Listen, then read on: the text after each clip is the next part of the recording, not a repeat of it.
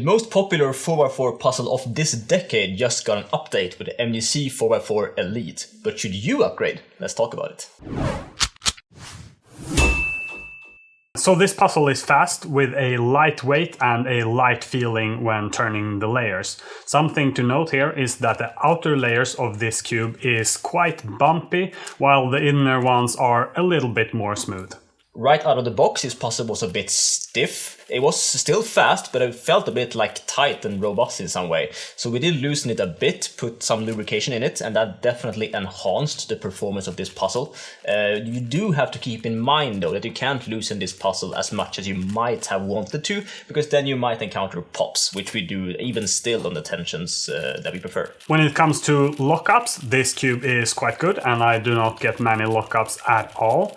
But I do have quite an accurate turning style here, and the corner cutting is not as good as, for example, on the AUSO V7. The magnet strength is quite well calibrated on this puzzle, especially the inner layers, while the outer layers have a bit of bumpiness to it that might first be thought of as strong magnets, but the magnets might not actually be that strong. It's more just a bumpy feeling, I would say, so quite well calibrated magnet strength. The adjustment system here is very simple with a screw and a spring, no dual adjustment or any magnetization strength changing or anything like that. That also means that there were not many accessories to include in the box, and thankfully they also then took the decision to make the box smaller. The MGC series have had far too large of a box with a lot of air inside, and both speaking in terms of cost and the environment, it's just better to have a small and compact box, which the MGC Elite has. Speaking of the size though, the cube itself is not small. It's 60 millimeters, which is, I would say, standard, but actually today some cubes have become quite a bit smaller, especially the AUSO at 58.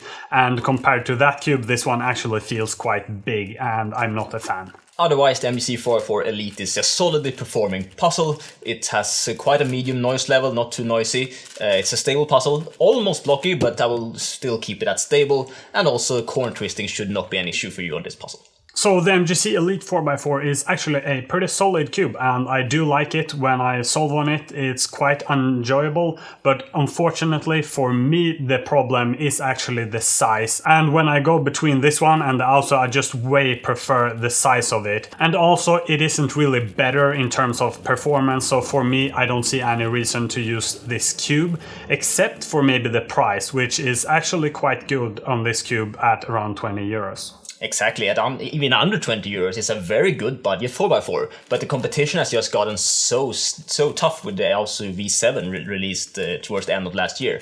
So comparing this cube to, for example, the V7 single track, which is very close in price, both the size and the performance on the V7 is just better. So that's why it's a bit hard to recommend this MGC Elite, even though it is a very good speed cube, just due to the competition. So if you're looking for a good 4x4 budget option, this is a pretty good buy, and you can buy it at cubos.com, link in the description below.